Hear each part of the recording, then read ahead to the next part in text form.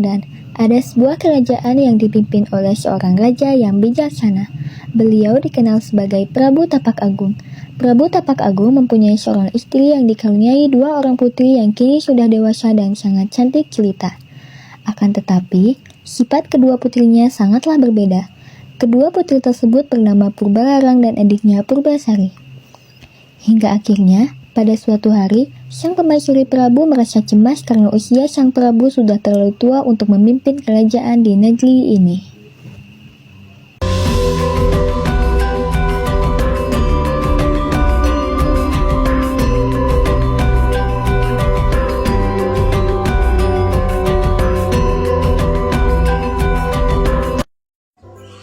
Kanda, sepertinya usiamu sudah tua untuk memimpin kerajaan ini.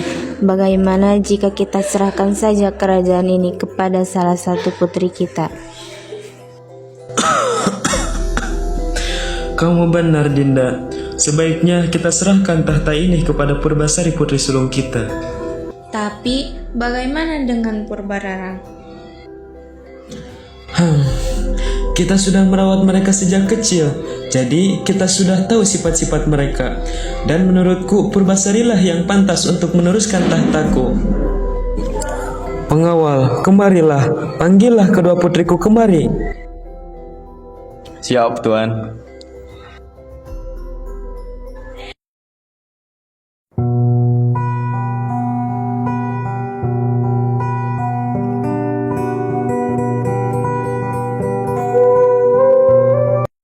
Ada apa ya Handa memanggil kami berdua kemari? Begini putriku, usia ayah sudah semakin tua untuk memimpin kerajaan ini. Ayah akan menyerahkan tahta ini kepada Purbasari. Apa? Ayah mau menyerahkan harta tata kerajaan ini kepada Purbasari, sementara aku adalah anak sulungmu. Ayah tidak adil. Bukan begitu putriku.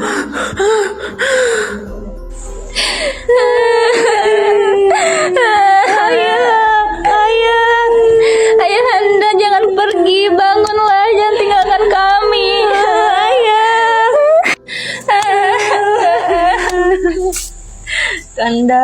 Kanda bangunlah, jangan tinggalkan Dinda.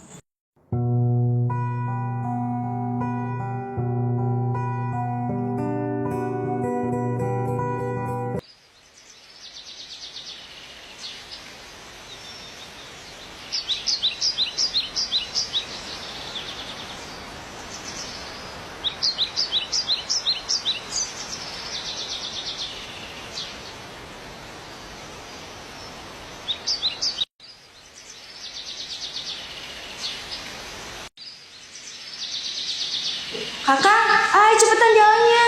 Sabar, Dinda. Ini sedang jalan. Kakak, lihat itu. Sepertinya kita telah menemukan rumah nenek sihir itu. Ayo cepetan kita ke sana. Ya sudah, let's go, Dinda.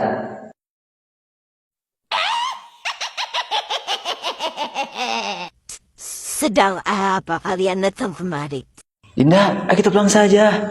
Jangan takut anak muda. Aku tahu maksud kedatangan kalian kemari. Kalian pasti ingin mencelakakan seorang. Wah, nenek ini hebat sekali ya. Belum dikasih tahu maksud dan tujuan kami kemari, tapi nenek sudah tahu. Ini, berikan ramuan ini kepada Purbasari. Dia akan mengalami kulit yang melepuh. Terima kasih, Nek. Ini ada kepingan emas untukmu. Setelah mendapatkan ramuan itu, Purbalarang dan Indrajaya bergegas pulang menuju kerajaan. Hari pun sudah mulai gelap. Tiba waktunya untuk makan malam bagi keluarga kerajaan. Dayang pun menyiapkan makanan untuk santapan makan malam. Dayang, kemarilah, sudah siapkah makanannya? Nggih, Putri. Sebentar lagi siap makanannya. Tunggulah sebentar.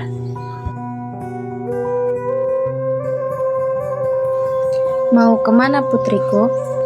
Sebentar, Bunda. Aku akan membantu Dayang untuk menyiapkan makanan.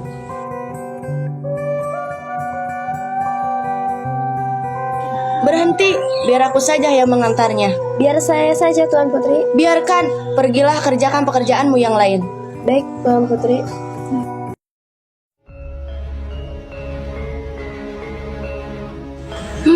Rasakan pembalasanku, Purbasari.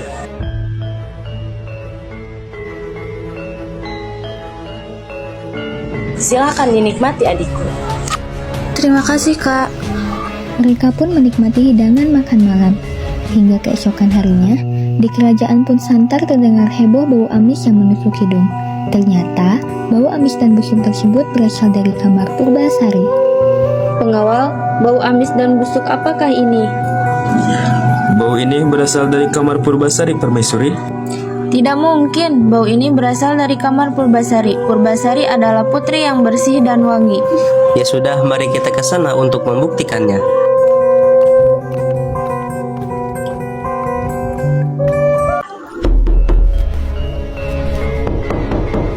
Tuan Putri, bisakah kau bukakan pintunya sebentar? Aduh, bagaimana ini? Sudahlah, jangan terlalu lama. Mari kita dobrak saja pintu ini. Oh, ternyata bau itu berasal dari tubuh Purbasari, Bunda. Usir saja dia dari kerajaan daripada menimbulkan resah rakyat kita. Kau benar, Purbararang. Patih, bawa dia pergi dari kerajaan ini sebelum rakyat mengetahui hal ini. Tapi Bunda, Pergi kau, kau tak pantas berada di sini. Patih, cepatlah bawa dia pergi dari sini. Aku sudah tidak tahan menahan bau busuk ini. Baiklah Putri, saya akan membawa Putri Purbasari pergi jauh dari kerajaan ini. Sang Patih pun membawa Putri Purbasari ke hutan yang jauh dari pemukiman rakyat.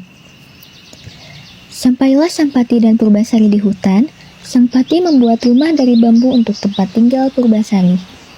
Purbasari, tinggallah kau di sini. Paman akan mengirim persediaan makanan untukmu. Jagalah dirimu di sini baik-baik. Penderitaan ini akan segera berakhir. Bersabarlah.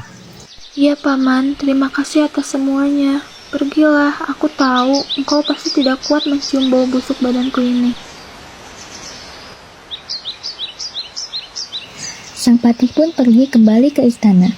Di tengah hutan belantara, Purbasari hidup dengan damai yang ditemani oleh berbagai macam hewan. Di antara hewan tersebut, ada seekor kera berbulu hitam yang misterius. Tetapi, kera tersebut yang paling perhatian kepada Purbasari. Lutung Kasarung selalu menggembirakan Purbasari dengan mengambilkan bunga-bunga yang indah serta buah-buahan bersama teman-temannya. Pada saat malam bulan purnama, Lutung Kasarung bersikap aneh. Ia berjalan ke tempat yang sepi lalu bersemedi. Ia sedang memohon sesuatu kepada Dewata. Tidak lama kemudian, tanah di dekat Lutung Kasarung merekah dan terciptalah sebuah telaga kecil. Airnya jernih sekali. Airnya mengandung obat yang sangat harum. Dan keesokan harinya, Lutung Kasarung menemui Purbasari dan memintanya untuk mandi di telaga tersebut.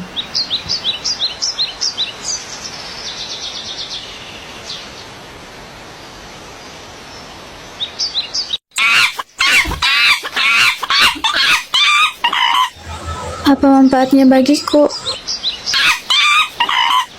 Ya sudah, baiklah, akan kuturuti kemauanmu.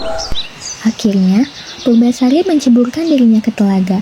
Tak lama setelah ia menceburkan dirinya, sesuatu terjadi pada kulitnya. Kulitnya menjadi bersih seperti semula, dan ia menjadi cantik kembali. Purbasari sangat terkejut dan gembira ketika ia bercermin di telaga tersebut.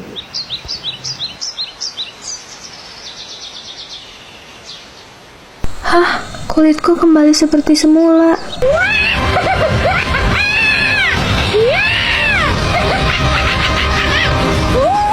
Setelah beberapa bulan penobatan Purbarara menjadi seorang ratu di kerajaan, Purbarara memutuskan untuk melihat adiknya di hutan. Ia pergi bersama tunangan dan pengawalnya. Ketika sampai di hutan, ia akhirnya bertemu dengan adiknya dan saling berpandangan. Purbarara tak percaya melihat adiknya kembali seperti semula. Apa? Kenapa kau bisa berubah seperti dulu lagi? Tidak perlu kau tahu bagaimana aku bisa kembali seperti ini. Yang jelas dengan aku yang seperti ini, aku bisa kembali melanjutkan amanat yang telah Ayahanda kepadaku untuk memimpin kerajaan. Tidak bisa. Aku sang ratu. Aku sudah dinobatkan sebagai ratu beberapa bulan yang lalu. Tentu saja bisa. Ini adalah amanat Ayahanda sebelum beliau meninggal dunia, dan tidak ada yang bisa menentang amanat Ayahanda. Baiklah, bagaimana jika adu ketampanan tunangan kita? Mana tunanganmu? Ini tunanganku. Jadi, monyet itu tunanganmu?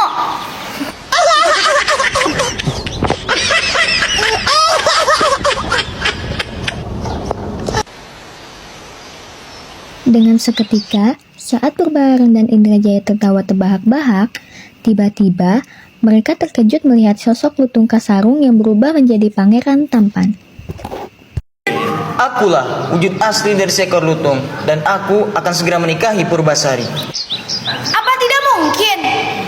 Tidak ada yang tidak mungkin di dunia ini. Kau tahu, aku adalah seorang pangeran dari kayangan yang dikutuk. Apa?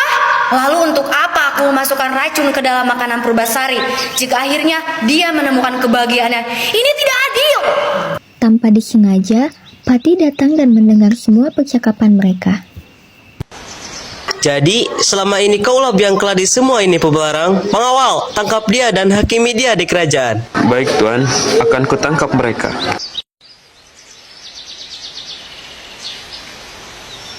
Sudah paman duga semuanya akan berakhir. Bagaimana keadaanmu? Dan benarkah pria tampan ini adalah tunanganmu? Aku baik-baik saja, Paman. Ya benar, dia adalah tunanganku. Bagaimana jika sekarang kita pulang dan pertemukan tunanganmu kepada ibumu? Sungguh ibumu sangat merindukanmu. Pangeran, maukah kau ikut bersamaku ke kerajaan? Sudah kuputuskan saat ku menemanimu di hutan. Aku akan selalu bersamamu kemanapun kamu pergi. Mereka pun pulang menuju kerajaan. Sesampainya di kerajaan, pemaisuri sedang memberi hukuman kepada Purbalarang dan Indrajaya.